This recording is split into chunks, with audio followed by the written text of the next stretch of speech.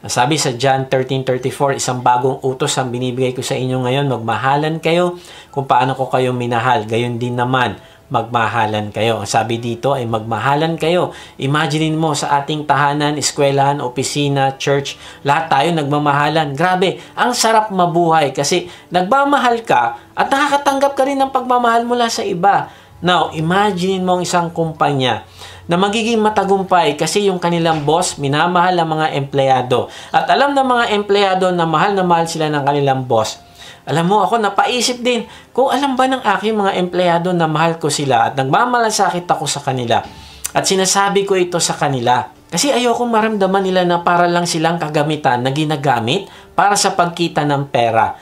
Sinisigurado ko na meron silang benefits, sila ay above sa minimum wage, sila ay naaalala kapag birthday nila, naglagay kami ng budget for food at cake para sa konting celebration at maipanalangin namin sila. Maliit na kumpanya lang kami pero may budget kami for their medical expense. Pag merong conflict, may times na ako mismo yung namamagitan para ma-reconcile sila. We pray together and reconcile differences. We make sure na regular yung aming discipleship group sa babae at sa lalaki. Gusto kong makita nila na hindi lang ako concerned sa kanilang financial, kung hindi sa kanilang spiritual na paglago. Now, normal ang conflict sa magkakasama. Kaya patuloy ko silang nilalapit sa Diyos upang matuto kaming lahat na magmahalan kahit pa nga may pagkakataon na na-offend kami. Ganon din naman, na-realize ko yung pagsasabi ng mahal kita ay makakapagpasaya sa mga taong nakakarinig nito. Kung yung asawa palagi niya ina-assure ang kanyang asawa at sinasabihan na mahal kita, naku, ang saya ng tahanan. Kung yung mga magulang hindi nakakalimot na magsabi sa kanyang mga anak na mahal ko kayo, naku, ang saya ng isang pamilya.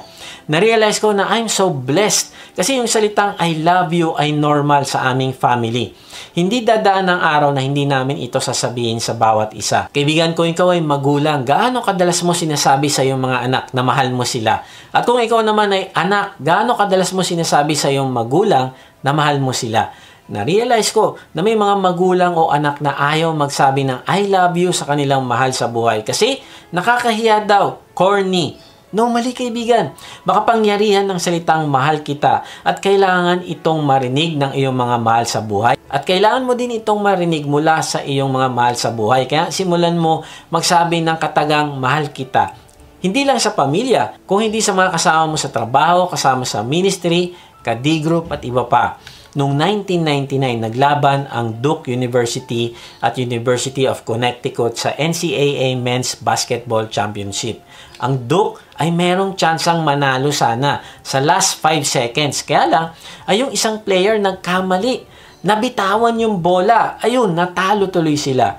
Now, imaginein mo ito. Pagkakataon na sana nila mag-champion kasi 3 beses na sila, 3 season na yun, natalo sila sa championship. Now, anong sabi ng coach? Matapos silang matalo sa ika-4 na beses sa National Championship game, sabi niya, I'm really proud of my team. He declared, I really love these guys. I have a hard time being sad. I don't coach for winning. I coach for relationships. Alam mo, di ako nagtataka kung bakit ang coach na ito ay isa sa mga magagaling na coach noong araw. Para sa kanya kasi mas mahalaga ang relationship kaysa sa trophy, kaysa sa kasikatan, kaysa sa medal. Kaibigan, ano yung pinagpapalit mo sa relasyon? Na-realize ko na hindi maiiwasan ng conflict. Normal ito sa isang relationship. Pero ang tanong, dumarating ka ba sa point na mas nananaig sa'yo ang galit o mas nananaig sa'yo na patunayan na ikaw ang tama, kaya di bali na lang masira ang relasyon? Kaibigan, simulan mo bigyan ng halaga ang relasyon kaysa sa kahit ano pa mang bagay. Magmahal ka ng gaya ng pagmamahal ng Panginoong Yesus. Kung nagkamali ang iyong asawa, magpatawad ka at piliin mo pa rin ang iyong relasyon. Kung nagkamali ang iyong anak, alalahanin mo na mas mahalaga pa rin ang relasyon nyo. Kung nagkamali ang iyong magulang, alalahanin mo na mas mahalaga pa rin ang relasyon nyo. Kung nagkamali ang kasama mo sa ministry, alalahanin mo mas mahalaga ang relasyon nyo kaysa sa pride o sa anumang bagay na pinag-awayan nyo. Kaibigan, prove love through actions. Ayon sa isang study sa Amerika, ay para mapanatili daw yung emotional at physical health ng lalaki at ng babae ay kailangan at least meron silang 10 meaningful touches. Pwedeng ito ay halik, tapik, yakap at iba pa sa isang araw. Siyempre, yung halik ay para sa mga tao may relasyon lang. Pero ang point ay bukod sa sinasabi natin ay naipapahayag daw natin dapat ang ating pagmamahal sa pamamagitan ng mga meaningful touches. Merong advertisement dati, sabi, "Have you hugged your kids today? Good coaches high-five their players. Good husbands hug their wives. Good bosses give employees encouraging pats on the back. And good Christians hug each other, smile at each other, and laugh with each other." Si Evangeline Booth na anak ng founder ng Salvation Army ay nasa isang squatter area noon at naglilinis siya ng sugat ng isang lasing na babae. Alam mo, sabi nung kaibigan ni Evangeline, hindi ko yan gagawin kahit bayaran ako ng $1 million. Alam mo, sabi ni Evangeline, kahit ako hindi ko yan gagawin para sa pera. Pero gagawin ko to dahil mahal ko siya. Kaibigan, simulan mo ipakita yung pagmamahal mo sa pamamagitan ng aksyon. Kung gusto mo makipagpagalingan sa iba, makipagpagalingan ka sa pagmamahal. Doon ka maging proud. Huwag ka maging proud dahil may pinagalitan ka, sinabon ka, tinakot ka, sinindak. Maging proud ka kapag nagmamahal ka na sa iba ng walang kondisyon. Maging proud ka sa pagkilos ng Diyos sa buhay mo. Kaibigan, simulan nating sabihin sa ating mga asawa at anak, kamag-anak na mahal natin sila. Iparamdam din natin sa kanila ang mga meaningful touches gaya ng tapik, yakap, paghalik. Narealize ko may mga lalaki na ayaw makipag-holding hands sa asawa, pero kaibigan, kailangan mo ipakita sa kanya na siya ay iyong mahal na mahal. Kung ikaw ay boss, manager, supervisor, tapikin mo at sabihin mo sa iyong mga kasama na na-appreciate mo sila. Kung ikaw ay empleyado, sabihin mo sa iyong kapwa empleyado o katrabaho na nagpapasalamat ka na kasama mo sila sa iyong departamento. Sabi sa 1 John 4:19, tayo'y umiibig sapagkat ang Diyos ang unang umibig sa atin. Narealize ko kung gaano kalaki ang tinanggap mong pag-ibig mula sa Diyos ay ganun din kalaki yung magiging pag-ibig mo sa Kanya. At kapag naging malaki yung pag-ibig mo sa Kanya, ay magiging malaki rin yung pag-ibig mo sa ibang tao. May isang pastor na nag-counsel sa isang lalaki. Sabi ng lalaki, "Pastor, hindi ko maiwasan na hindi lokohin yung aking asawa. Mahal na mahal ko siya eh. Pero napakahina ng aking laman." Alam mo, sabi ng pastor, mahina ang iyong laman kasi mahina yung pagmamahal mo. Hindi sapat na mahalin mo ang iyong asawa, kung hindi dapat mahalin mo rin yung ibang babae to the point na hindi ka makikipagrelasyon sa kanila.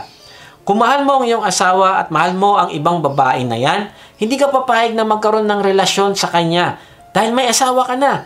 Hindi ka papayag na masira ang buhay niya. Hindi mo sasabihin mahal mo siya pero alam mong may pananagutan ka na.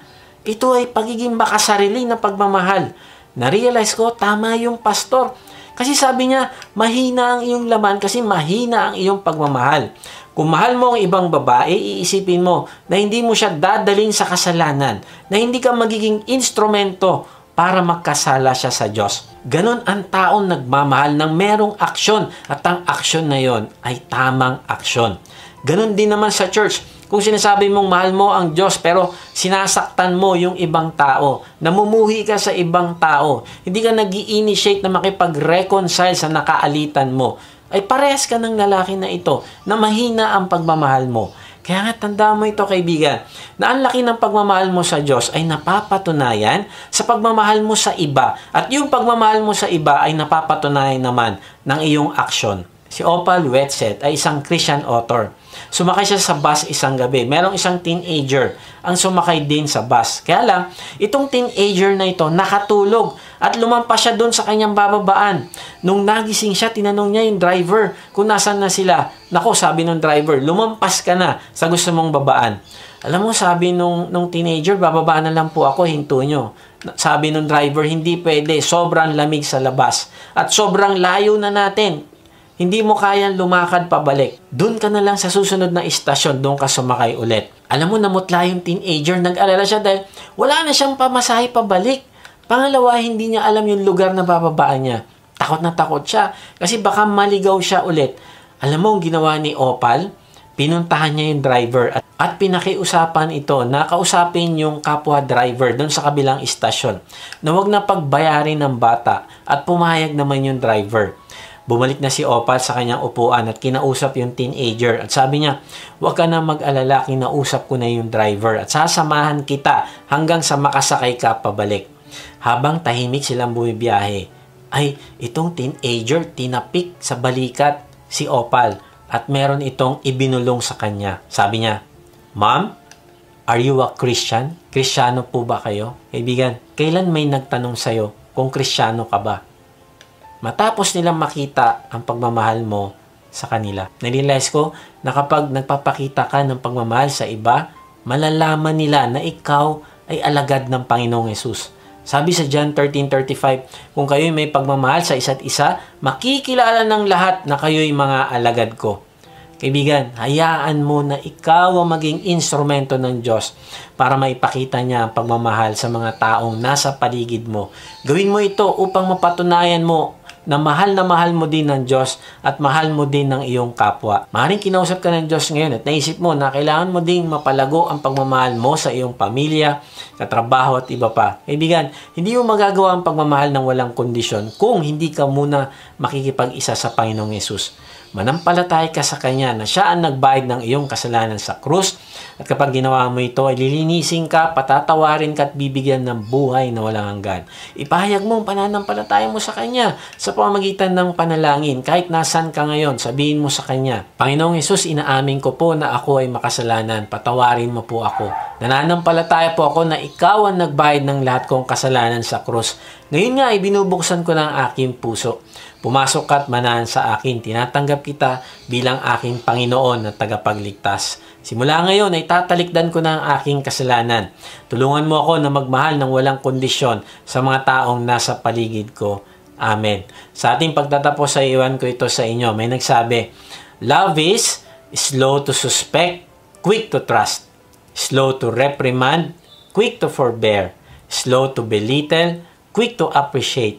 Slow to condemn, quick to justify, slow to offend, quick to defend, slow to demand, quick to give, slow to provoke, quick to conciliate, slow to hinder, quick to help, slow to resent, quick to forgive.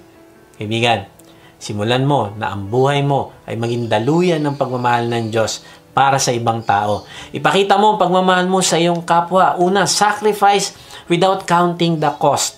Hindi mo bibilangin yung mga binibigay mo, pinaghihirapan mo, iniiwanan mo para lang maipakita mo ang iyong pagmamahal. Ibigay mo yung sarili sa pagmamahal ng walang hinihinging kapalit. And then number 2, allow love for the undeserving. Huwag kang mamili ng mamahalin kahit yung hindi ka mahal-mahal, ay pakitaan mo ng pagmamahal. At pangatlo, prove your love through your actions. Patunayan mo na nagmamahal ka talaga, hindi lang sa salita, kung hindi sa gawa. At kapag ginagawa mo ito, hindi mo lang mapapatunayan sa Diyos na mahal mo siya, kung hindi, napapatunayan mo sa ibang tao na ikaw ay alagad ng Panginoong Hesus. Tandaan mo na kapag nakikita yung Christ-like love sa iyo ng mga tao, ay ang buhay mo ay magbibigay ng karangalan sa Panginoong Hesus. God bless!